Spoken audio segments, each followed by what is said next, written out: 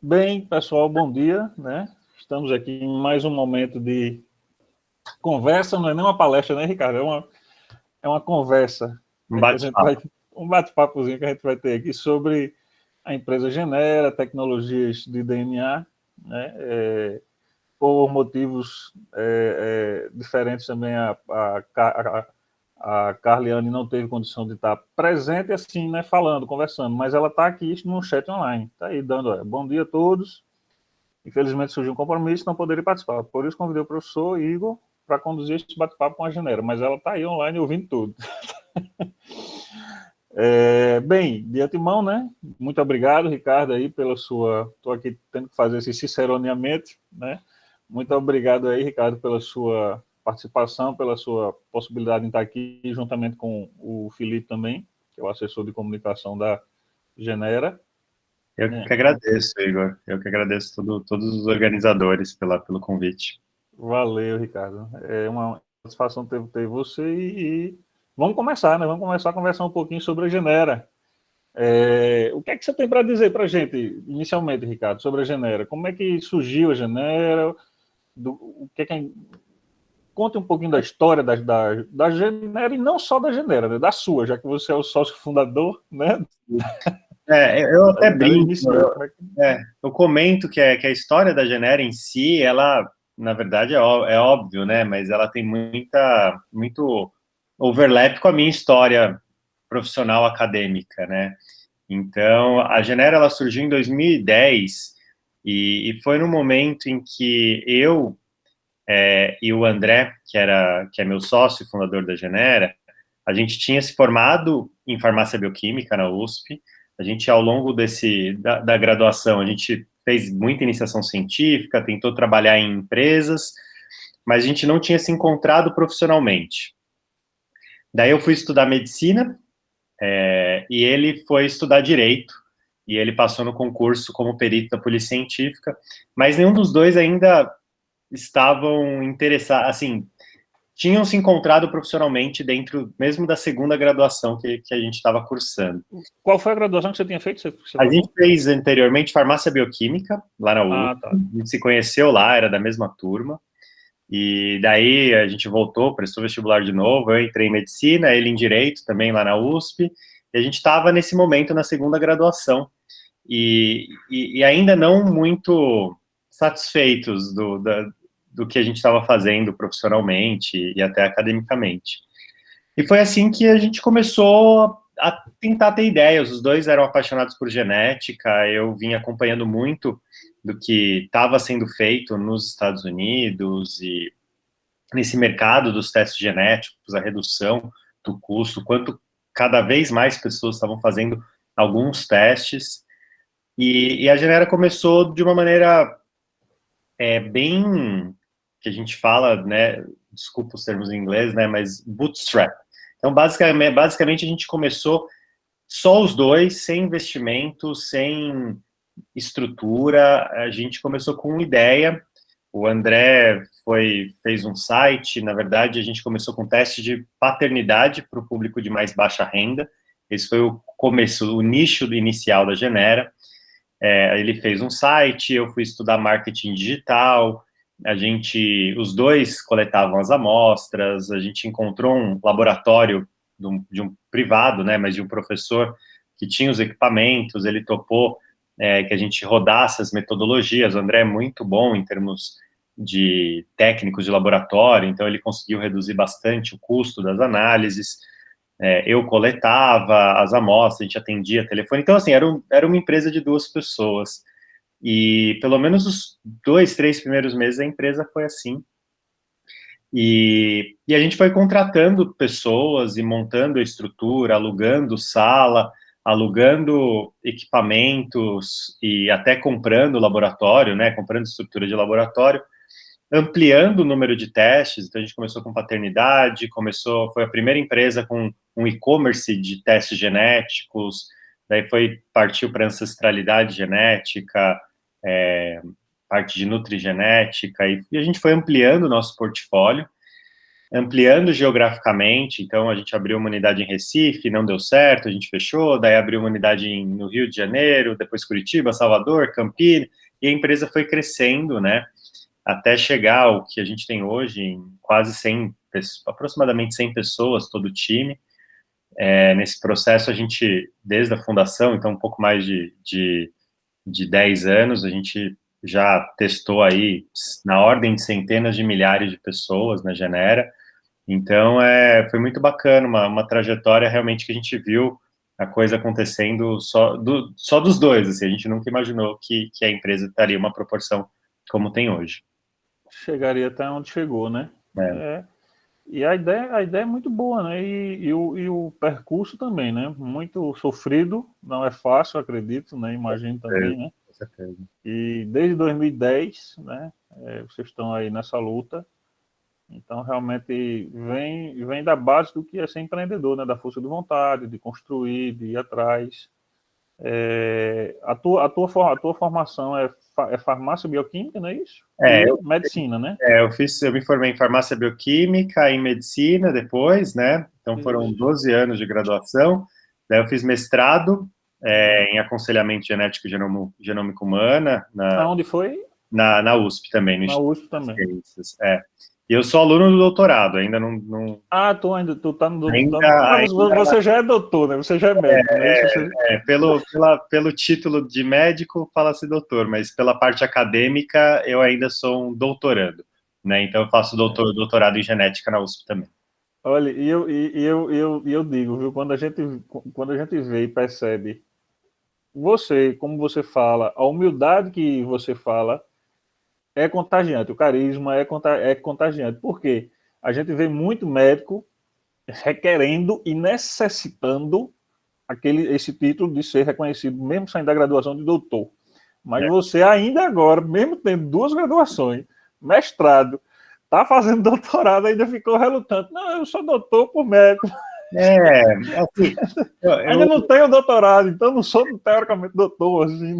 o mundo acho que valoriza demais, às vezes, esses carimbinhos, né, ou esses títulos, né, eu acho que, claro que cada graduação agregou, cada graduação não deve, ela deve ser celebrada, né, mas ao mesmo tempo, eu acho que competições de ego nesse sentido, eu não sei se acrescenta muito, né, então eu não vou terminar o doutorado, porque farmacêutica é doutor também pelo CRF, né, então eu não vou falar que me chamem de... É o próprio farmacêutico em si já é, porque deve ter um bocadinho de farmácia farmacêutico, aí. no CRF, né, no carteirinha do conselho vem como doutor, né, Tá, então eu não sabia.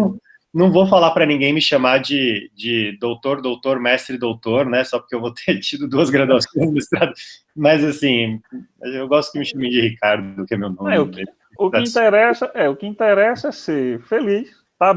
Ver que você está bem, você está realizado, né? Ainda mais construindo a empresa como vocês construíram, isso é que é importante, né? Você saber que você está fazendo o que você gosta. E eu Sim, acho que assim, eu não sei se isso surgiu como você também. Para mim, desde o meu ensino fundamental, eu sempre digo isso para os meus alunos, desde o meu ensino fundamental, na 7ª, 8ª série, eu já sabia que eu queria ser geneticista, que eu queria trabalhar com genética. Porque eu sempre soube que a genética traz muita inovação, muita novidade, não acaba, não para, você está o tempo todo com novas tecnologias surgindo.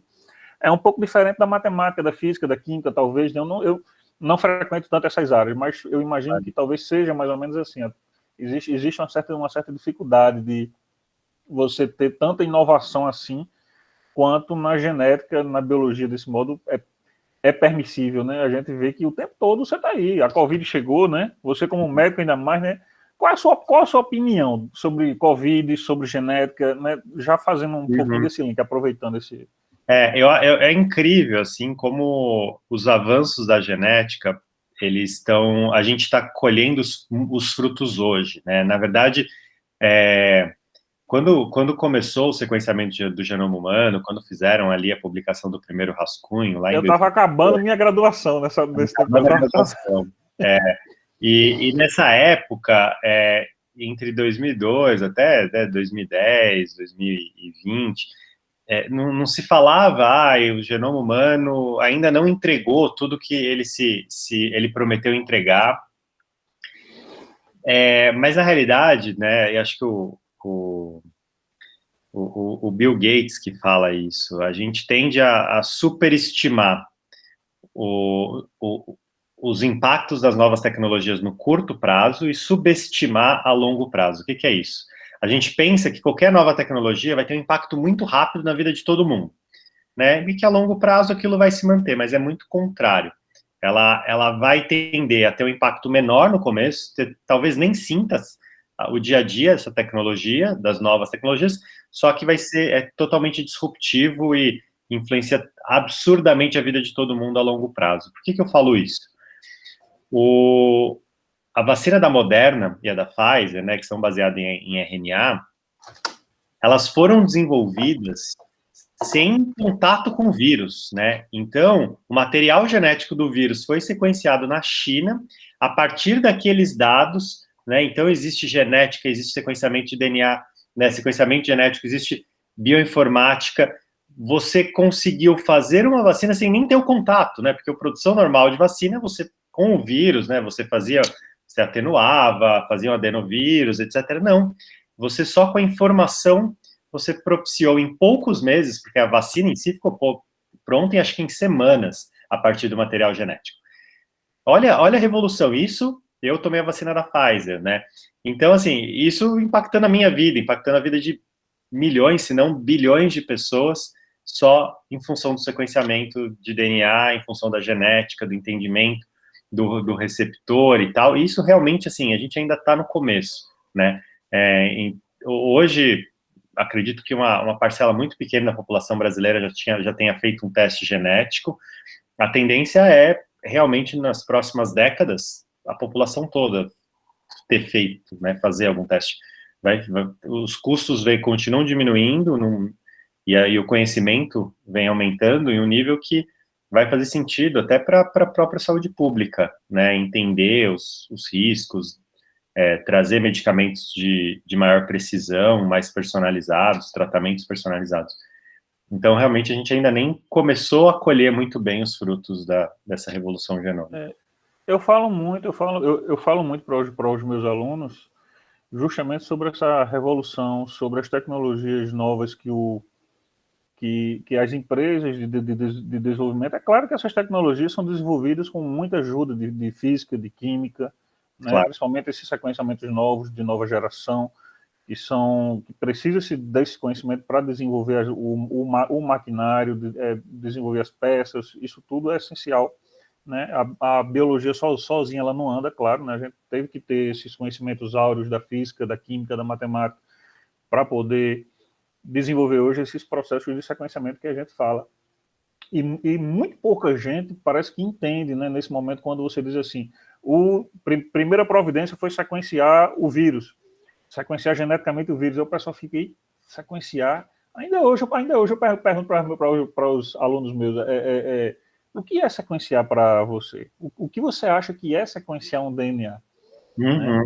Né? Fica-se aquele espaço oculto na cabeça. Ela fica querendo tentar entender, mas às vezes não entende, assim como a gente, né, que já fez. Eu trabalhei muito com sequenciamento no meu doutorado, ainda era o Megabase. Pra você ter ideia, né, o Megabase 1000, fiz muito sequenciamento no meu doutorado. Mas hoje você tem MySeq, HiSeq, Illumina, plataforma Ion Torrent, você tem um bocado de plataformas aí que são completamente diferentes de sequenciamento. A tecnologia mudou, ampliou e a eficiência está extrema hoje, né? Como você mesmo falou, antigamente você fazia uma análise de sequência de DNA, era 10 mil, só uma. Hoje em dia, você fazer um exoma completo, você consegue aí, talvez por uns 60, 50 mil, não sei, né? Mas é o exoma completo. É claro que o teste de paternidade era 3 mil, agora você já consegue fazer talvez com 500, 400 reais, parece, né, nessa faixa. Uhum. Então, veja o nível de evolução que a tecnologia genética teve para poder chegar nesse patamar de, quiçá, pensar algum dia, como você acabou de falar, da gente ter todo mundo, não mais com impressão digital, mas sim com o genoma sequenciado e a gente já poder saber o que cada gene pode influenciar naquele indivíduo, dá essa medicina de precisão, dá essa farmacogenômica de precisão. Então, o sequenciamento genético, ele engloba tudo isso. Quando o sequenciamento acabou lá, quando eu estava acabando a graduação, em 2003, né, pela Acelera Genomics, de Craig Venter, né, do pessoal lá que trabalhou também, o Instituto TIGR, de James Watson, se não me engano, que eles estavam trabalhando concomitantemente para, quando foi lá na época de Bill Clinton, dar essa notícia para a humanidade, né, que foi uma das mais novas descobertas extremas da biologia, né, depois da descoberta da estrutura do DNA da dupla hélice, né, de Watson Crick. Então, a gente tem hoje uma possibilidade de você ter análise comparativa de genes, né, de você ter análise filogenética. Tem uma aluna minha agora, Maria Eduarda, que está trabalhando com essa parte de filogenia do SARS-CoV-2, analisando a parte de informática, de bioinformática, que muitas vezes o pessoal fica também aquém, né? Acha que a bioinformática não é importante, não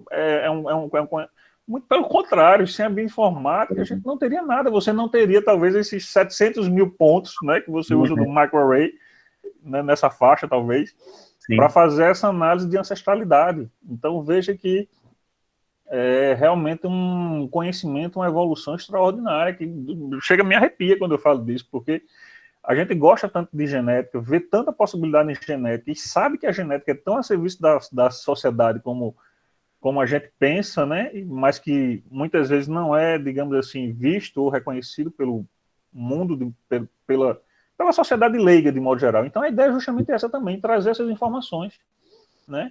A nossa meta aqui não é fazer propaganda da empresa, e a empresa por si só faz a própria propaganda, né? Pela qualidade do produto que ela entrega, pela possibilidade de pensamento que ela gera, né? Pelo insight mental dentro de cada um que ela pode gerar.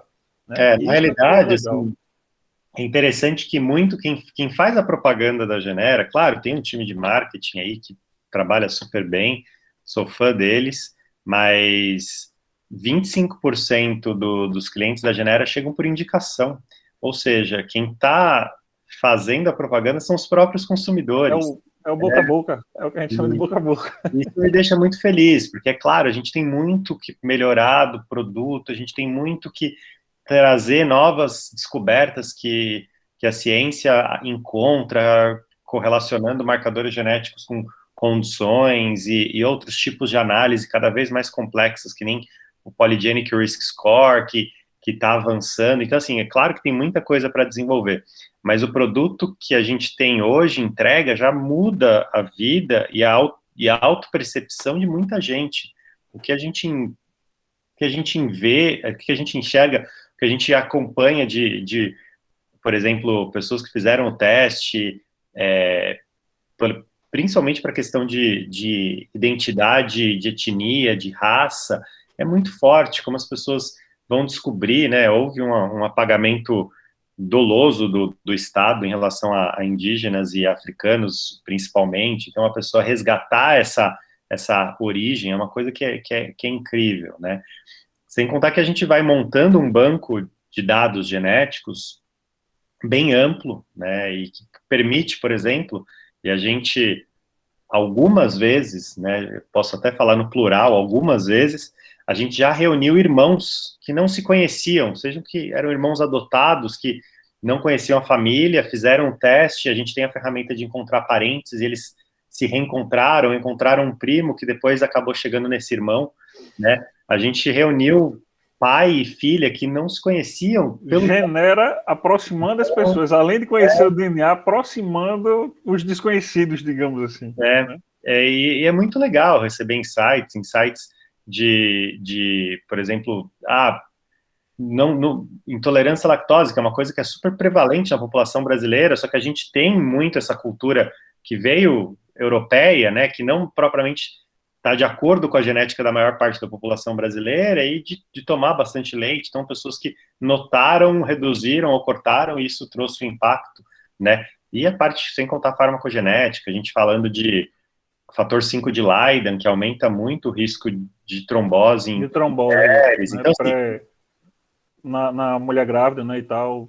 Sim, Inclusive, elas fazem isso. anticoncepcional, com uso de anticoncepcional.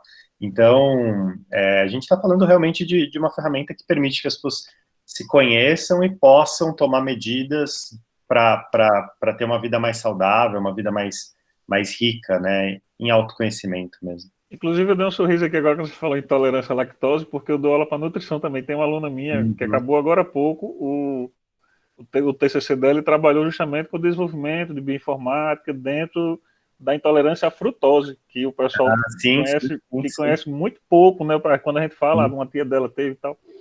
Aí a gente fez um TCC dela, ficou muito bom, muito bonito, e ainda tem uma expectativa aí pela frente de desenvolver mais. Legal, né? Legal. Então, é importantíssimo, né, a gente ver essa função eclética, né, da genômica funcional, no final das contas, né? Você trabalha com farmácia, trabalha com nutrição, trabalha com aconselhamento genético, como você mesmo falou, né? E trabalha, no final das contas, com a genética forense, digamos assim, quase, né? Quase isso. Né? Não é nem quase, é isso também, né? Porque é tantos issos que a gente acaba dizendo quase isso. Mas é isso também, né? Porque a genética forense está aí analisando suspeita, analisando cena de crime, analisando sêmen, analisando sangue. Teve casos, inclusive, de gente que foi assassinado num período, depois, 15 anos, 20 anos depois, num banco de dados americano, achou-se esse suspeito pelo embatimento com o DNA. Então, hoje a gente não consegue se esconder muito mais, não. Se a gente tiver o DNA de todo mundo sequenciado, aí sim, tiver um banco de dados, né, um banco de dados de DNA completo, né, com a bioinformática controlando isso aí tudinho, aí vai ser difícil da pessoa se esconder. Se fizer alguma coisa, vai ser muito difícil. Vai ser mais complexo, né? Mas, de qualquer maneira, assim, isso tem muitas pessoas trazem essa pergunta, né? E quem que pode ter acesso a esses dados, né? Então, é também um ponto importante de falar, né? A Genera, a gente tem um cuidado super rigoroso com os dados, a gente traz empresas, consultorias estrangeiras, não, externas, para fazer a validação de todo o processo, os dados ficam todos criptografados, em nuvem, com acesso super restrito, né? A gente não vende dado para ninguém, para nenhuma empresa de seguro, nenhuma farmacêutica. Então, assim, acho que é importante também a gente falar disso, né? O governo nunca pediu os dados da Genera, né? Não existe isso de eles pedirem os dados. Então, acho que vale também aproveitar esse ponto, que é um ponto que muitas pessoas têm dúvida, ficam se perguntando, né? Então, o nosso objetivo é principalmente oferecer os testes, permitir esse autoconhecimento e, a partir disso, claro, com os dados, criar produtos cada vez mais interessantes e mais importantes para a saúde da população. E sempre ter esses mecanismos de segurança, né? Porque também no início do projeto do sequenciamento de genoma humano ficou-se ainda aquela dúvida de como as empresas farmacêuticas, todo mundo iria utilizar esses dados, se de repente você fosse se candidatar ao emprego, se iam deixar de assumir você como um empregado, se você tivesse uma mutação no gene BRCA, por exemplo, no BRCA1, no BRCA2, no P53, no P27, por quê? Iam deixar de lhe assumir porque você tem uma chance de predisposição a ter câncer. Aí, para a folha de pagamento depois, você ia onerar, porque a pessoa ia ter que pedir licença para tratamento de câncer, você ia ter que pagar sem trabalho. Então, gerou realmente ainda gera, né? Realmente teoricamente, uma discriminação agora tecnológica diferenciada dentro da genética, que é você ser discriminado pelo seu DNA, e não mais só pelo que você é fisiologicamente, visualmente falando, né? Eu costumo dizer, na verdade, que dois pontos, né? Nós, como cientistas, como empreendedores, a gente o nosso trabalho é avançar o máximo dentro do que a gente considera ético, a ciência e a tecnologia, né? E os produtos. Então, a gente avança o máximo. Agora vai caber ao Estado regulamentar isso, né? Regular isso, tá? Então, já existe... De um modo inteligente, né? Que fique claro aqui, já para deixar regulamentado de um modo inteligente, porque a gente vê muita regulamentação por aí que, né, pelo amor de Deus. Muito. Então, a gente não vai entrar nesse mérito da questão aqui agora, não é interesse, e não é escopo da conversa. Mas justamente assim, acho que e acaba gerando também alguns. Já existem projetos para não haver discriminação genética, tanto em seguro quanto para contratação, mas eu penso que muito desse receio é um receio infundado, assim, uma coisa que caminha mais para uma distopia, que não é muito realista. Eu digo, por exemplo, hoje sabe-se o risco de se fumar e o benefício da prática de atividade física, por exemplo, né? Mas eu não vejo nenhum RH deixando de contratar um profissional, um executivo, porque ele não pratica atividade física.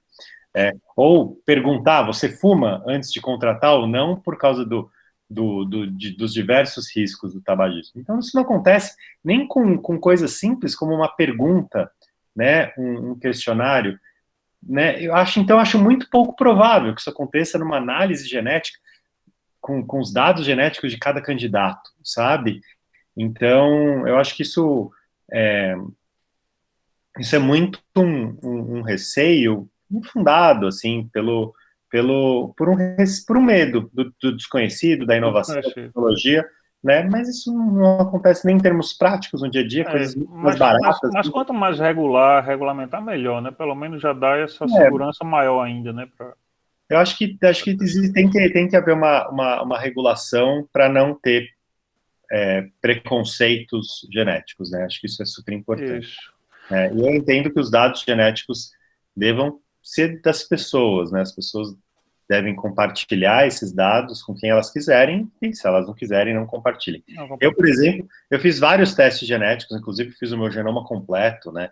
Eu tenho o whole genome sequencing, e todos esses dados eu deixei aberto, subi em plataformas, subi em bancos, porque eu acho que quanto mais pessoas compartilharem o dado, melhor, né? Meus dados podem estar sendo usados para pesquisa, podem estar sendo usados para desenvolvimento de novos medicamentos, para tratar pessoas, né? Então, eu sou muito a favor disso, de deixar os dados abertos, os dados abertos.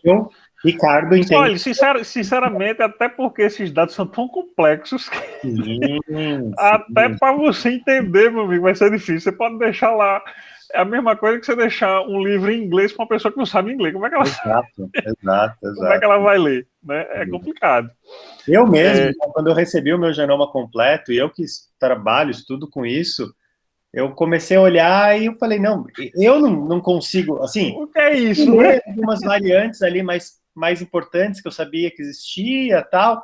Fiz um filtro para ver algumas variantes anotadas, mas mesmo assim, eram centenas de milhares de variantes, sabe? Como que eu vou olhar uma por uma? Não dá nem tempo na minha vida de pesquisar uma por uma. Então, a coisa é muito mais, sem dúvida nenhuma, é muito mais complexa do que as pessoas pensam. É o trabalho de uma vida toda, você trabalhar com um gene. Imagina você querer analisar os 30 mil, né, que se especula, né, os 30 mil genes de uma pessoa. É difícil, não dá para você querer tirar qualquer conclusão em cima de dados assim tão difíceis de serem analisados. Né? Ricardo, deixa eu voltar aqui para o chat e fazer uma pergunta aqui que a Silvânia Narielli está perguntando. O sequenciamento de ancestralidade, vamos voltar um pouquinho, a gente estava aí um pouquinho na época, eu digo que essa uma hora não vai dar para nada, né? Essa acabada de 11h30 não vai dar para nada. É o tipo de conversa que empolga, para mim principalmente, e para você também, que são, né, especialistas em genética, trabalham com isso, então a gente acho que poderia conversar um mês inteiro e não ia ser suficiente ainda. Mas a correria é grande, então vamos levar um pouquinho aqui a pergunta para os alunos aqui, para ver o que eles estão questionando aqui. O sequenciamento de ancestralidade, pergunta da Silvânia, é a mesma que é utilizada para fazer a farmacogenética? Tá.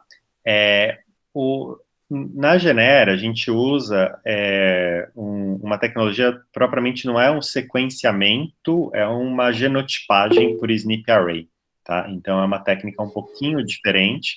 A gente vai olhar pontos específicos do DNA. Então, a gente não vai sequenciar um trecho do DNA, e sim olhar pontos específicos que mais se correlacionam com diferentes aspectos, seja com as questões de ancestralidade, de origem, comparação com bancos ou artigos científicos, que a gente fez esse mapeamento, seja com dados de farmacogenômica, né, que que são esses marcadores ligados ao metabolismo, principalmente de medicamentos. Tá?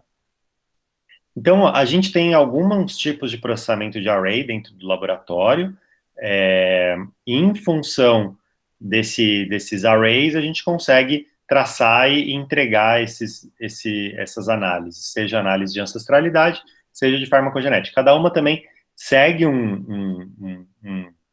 uma estrutura ali de processamento de bioinformática diferente, tá? Então, acho que tentando responder, os dados de análise de laboratório, a gente basicamente tem 2 tipos diferentes, os 2 a gente consegue rodar tanto a parte de ancestralidade quanto farmacogenética, mas existem processos diferentes em cima daqueles dados.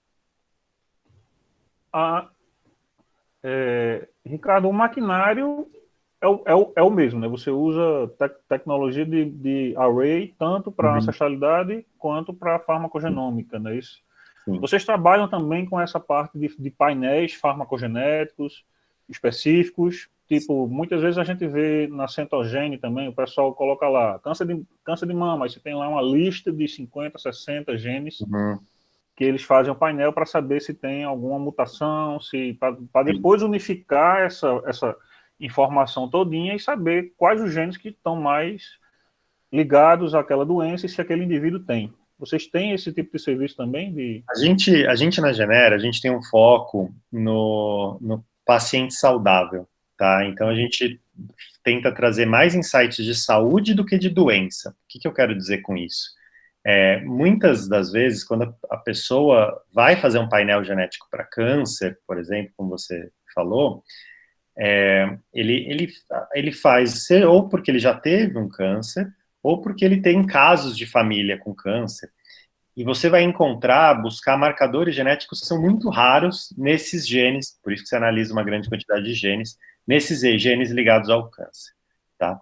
Se você for fazer uma busca num paciente sem esse histórico familiar ou sem um desenvolvimento de câncer prévio, a chance dele ter uma dessas variantes ligadas ao câncer é muito pequena, é menos de 1%, né, em geral, nesses painéis. Então, a gente tenta trazer muito mais as características, os marcadores que podem estar mais prevalentes nas pessoas, mesmo que eles tenham um peso menor no aspecto de desenvolvimento de uma doença. Tá? Então, a gente vai por uma linha um pouco diferente. A gente não vai para essa linha diagnóstico de câncer familiar, de câncer hereditário tanto, tá? Então a gente até analisa alguns genes ligados a câncer familiar, algumas variantes, mas justamente essas que estão ali dentro do nosso SNP Array, dentro do nosso chip. Do chip, né, da plataforma. Essas plataformas todas, né, esses chips são todos comprados já prontos, vocês mandam sintetizar um painel específico do que vocês querem? Tem chips prontos, né, então a gente trabalha com chip pronto também, mas a gente trabalha também com chip desenvolvido dentro da Genera. Então, que a gente olhou os marcadores mais importantes para as nossas análises. E construiu aquele painel específico, aquele chips específico com os genes que vocês querem analisar. Exato. Né? Aí, o que é que você poderia falar para a gente, Ricardo, sobre esse teste de ancestralidade? Né? Que isso, eu vi o seu papo lá com a Laís Cássia, vocês falaram bastante sobre evolução, né? sobre essa parte, até da empresa dos dois, né? Inclusive ela tem até um cachorrinho, eu também tenho, mas não... Vamos ver se traz mais visualizações, né, para esse vídeo. Como é que você veria essa parte da ancestralidade? O que é que você teria para dizer para a gente? Eu vi lá, a gente viu lá no site o seu vídeo, né, sobre a explicação da ancestralidade paterna e da ancestralidade materna. Como é que funciona isso, para esclarecer tanto para os pessoal aqui, para os monitores, quanto para o pessoal do evento que vai assistir seu vídeo depois? Legal. Basicamente, assim, quando a gente fala dos testes de ancestralidade da Genera, a gente está falando de 4 tipos de análise diferentes, tá? A gente está falando da parte de ancestralidade global, que é talvez a mais famosa, que você vai comparar o seu DNA com populações do mundo todo, então a gente usa né, 300 populações como base do mundo todo, para separar em algumas dezenas de populações, de dezenas de artigos utilizados, né, e daí você vai saber as porcentagens de DNA de europeu, africano, indígena, asiático, e até dentro desses continentes, quanto que, por exemplo, vem de Itália, quanto que vem de DNA da região do oeste da África, da região da costa da Mina, etc. Né? Então, a gente consegue fazer essa separação.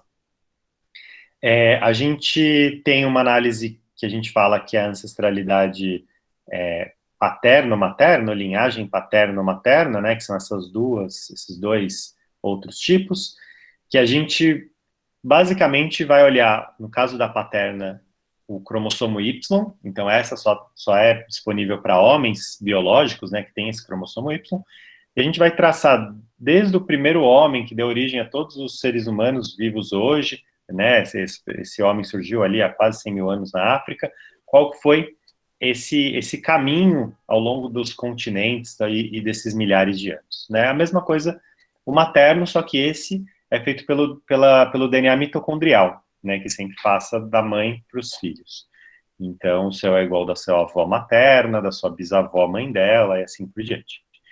Desde a primeira mulher, que a gente chama de Eva mitocondrial.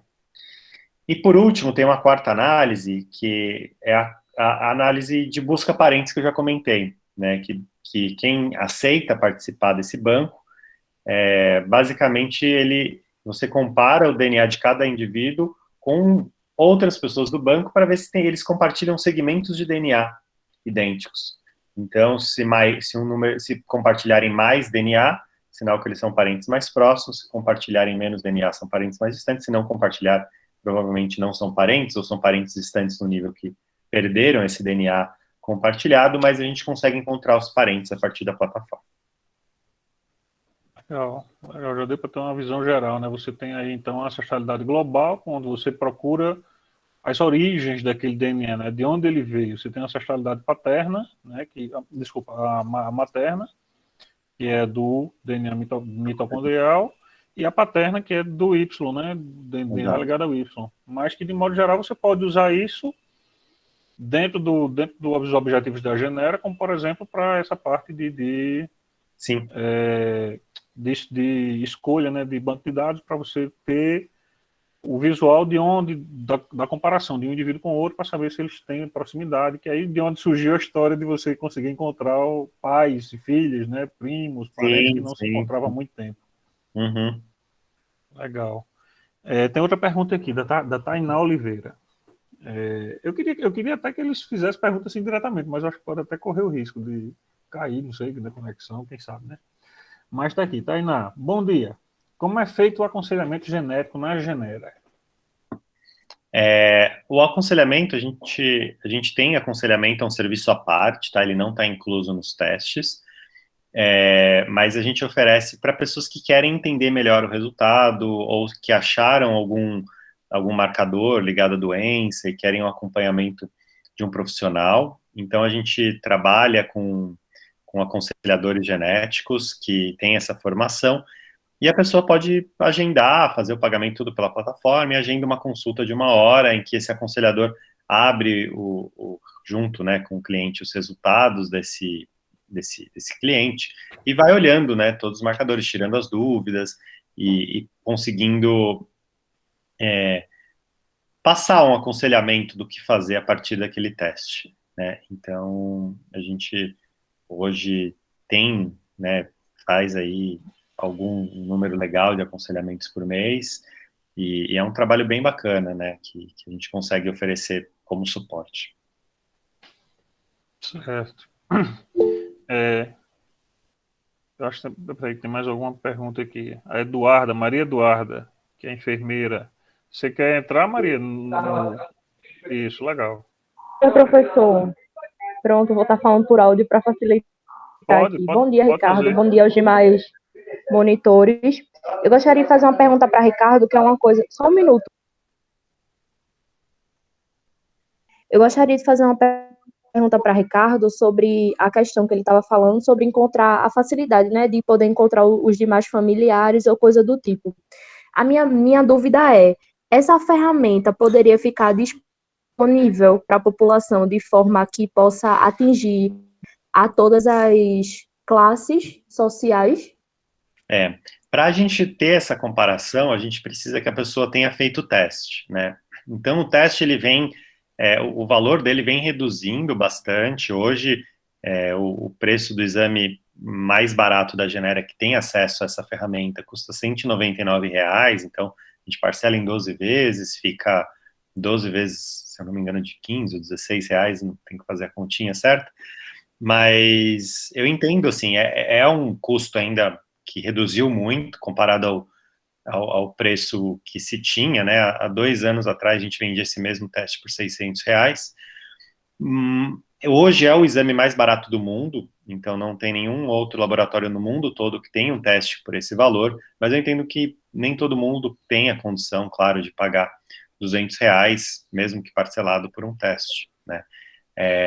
A gente tem esforços constantes de tentar reduzir esse valor, imagino que para os próximos anos a gente consiga, e popularize cada vez mais. Felizmente, a gente está conseguindo, com bastante esforço, né, por esse preço, e acho que principalmente um esforço de awareness, de marketing, das pessoas conhecerem o teste, principalmente, divulgar mais, né, e num segundo momento, com certeza, essa redução do valor para também ficar mais acessível. Isso, porque eu creio que também seja um problema, assim, da população de não ter esse tipo de conhecimento e também por não ter essa condição, por mais que seja, como você falou, né, é o mais barato. Infelizmente, no momento que estamos passando, né, a sociedade brasileira, de pandemia, do vírus e tudo mais, infelizmente, realmente isso passa a ser um custo quase que absurdo ou inviável, a maioria para a massa brasileira, vamos dizer assim. Então, realmente, acaba sendo uma problemática. Acho que assim o Brasil é um país pobre, né? É complicado a gente querer levar um teste genético, que é uma coisa que é tecnológica, é uma coisa que tem um custo alto para a população brasileira inteira, visto que parte da população tem até insegurança alimentar, ou seja, né, talvez não tenha recurso, existe um recurso inseguro para alimentação, que é a base, né? Pensando que uma parte da população ainda, em termos de saúde pública, morrem de condições super evitáveis, como diarreia, por falta de recursos de higiene básicos, né, de estrutura de saúde pública, né, em alguns municípios. Então, acho que o país como um todo tem que ter um esforço grande para ele todo melhorar, e isso, felizmente, aconteceu alguns anos atrás, teve uma melhora nisso, né, a gente vem caminhando, talvez em anos mais recentes, principalmente pela pandemia, voltou a ter um empobrecimento da população, mas é uma questão mais do Brasil, né, de poder conseguir melhorar essa disparidade de renda e diminuir, com certeza, o empobrecimento da população. Obrigada pelas considerações, Ricardo. Imagina.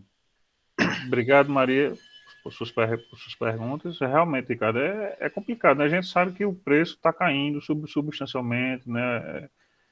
Como outras pessoas pensam também. A tecnologia vem, inicialmente, muitas vezes ela vem bastante cara, mas com o tempo ela consegue ser barateada, ser otimizado os seus custos, o seu processo produtivo. Então, tudo isso traz a tendência de queda, né, no preço, e se Deus quiser a gente vai chegar a preços bem irrisórios, digamos assim, né, para os padrões normais, mas como você mesmo falou, no Brasil a gente sabe que muita gente vive ainda abaixo da linha de pobreza, então é bastante complicado isso.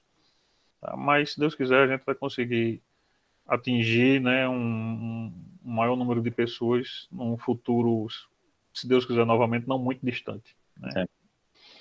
Amanda está fazendo uma pergunta. No caso, consegue obter resultados satisfatórios com apenas 2 testes ou seria necessário uma quantidade de pessoas específicas da família? Eu acho que ela está questionando sobre a aproximação, né? Aquela aproximação que você achou entre os parentes. Na maioria dos casos, Amanda, por exemplo, foi uma das pessoas que fez o teste que estava querendo buscar um familiar e ela encontrou um primo próximo e entrando em contato com esse primo, essa pessoa acabou contando a história, vendo o link, e esse primo às vezes tinha um tio, um primo, que era o irmão dessa pessoa. Então, não necessariamente precisa que todas as pessoas tenham feito o teste, porque você pode encontrar um parente próximo, e é esse parente próximo que vai ser a ponte entre, por exemplo, um pai e um filho, entre irmãos. Entendeu, Entendi, Amanda? entendi. Obrigada. É porque, tipo, na minha família, essa questão de câncer é bem elevada, sabe? Os exames para dar para malignidade. Aí, eu queria saber justamente no meu caso e na minha mãe, entendeu?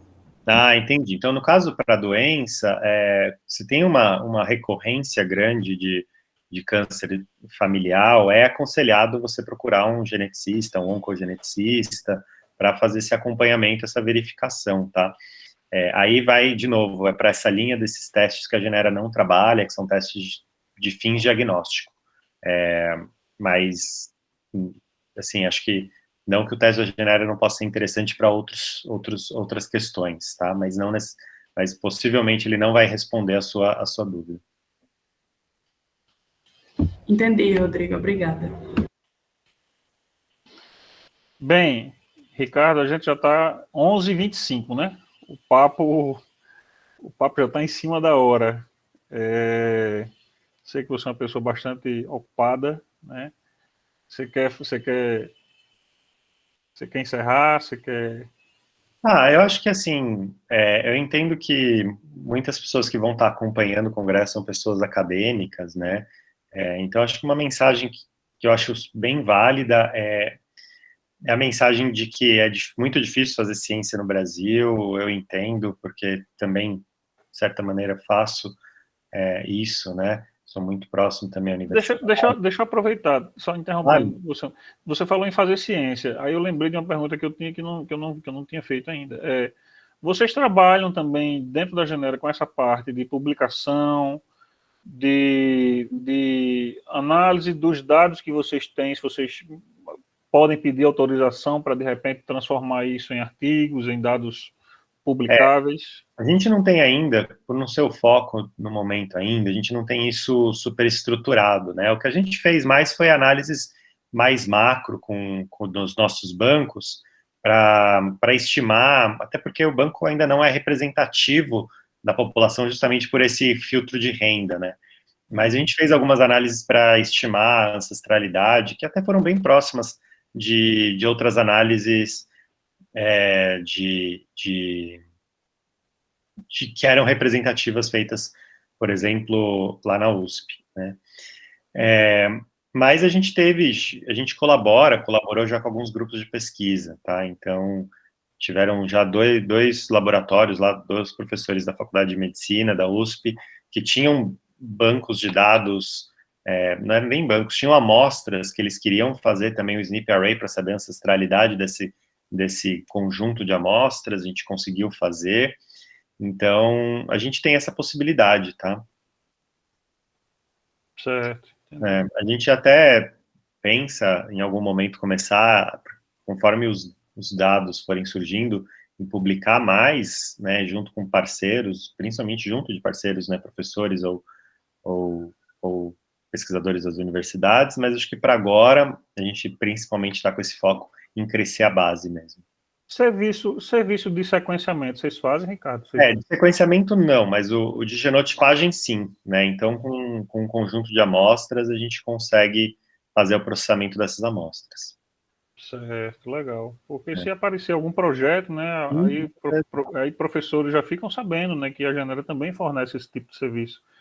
Você pode ter a amostra, enviar para a Genera e a Genera processar todas essas amostras e devolver, no final das contas, o resultado. Né? Já devolve o resultado para análise, para discussão, para para publicação, né? Então, Com certeza, com certeza. É bom. Pronto, aí, desculpa, eu já te interrompi naquela hora ali, a conclusão. Só para finalizar, eu acho que, assim, queria dar parabéns aí para todos os acadêmicos, os professores que estão acompanhando, os pesquisadores, quem quer seguir essa área da ciência, porque realmente, assim, é muito difícil fazer ciência no Brasil e acho que quem consegue fazer, e fazer ainda uma ciência de qualidade, que a gente tem pesquisadores muito bons no país, tem que merecer realmente parabéns, porque sei que é árduo e está com algumas verbas aí sendo cortadas, isso fica cada vez mais árduo, então realmente parabéns. E para quem tem interesse na área empreendedora, também dizer que deve tentar desenvolver algo, fazer coisas, tem muita coisa legal que você consegue trazer da ciência, levar para o consumidor, né, através da inovação, através do empreendedorismo. Então, eu fico também à disposição para quem quiser falar um pouco sobre isso, se tiver dúvidas sobre isso. Tá bom? Pois bem. Se quiser me acompanhar em LinkedIn, em outras redes sociais, Isso. fiquem à vontade. Façam esse favor. Acompanhe a Genera aí nas redes sociais. Não sei se vocês têm Telegram também. Entra lá no LinkedIn, entra no Instagram, entra no Telegram, entra onde for, no Facebook.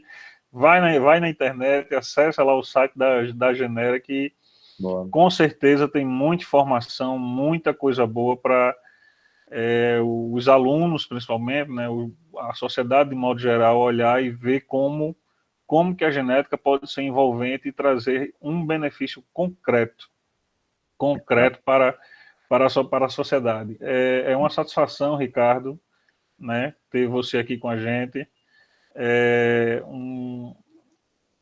Um empresário, empreendedor, estudante, né, que já fez 2 graduações. Isso não é fácil, fazer uma já é difícil, mas tem 2 graduações, já recebeu o prêmio do MIT, não foi agora há pouco, do Instituto Tecnológico de Massachusetts. Isso. Então a gente não tem Harvard, a gente não tem Cambridge, mas a gente tem MIT aqui no Combragem, né?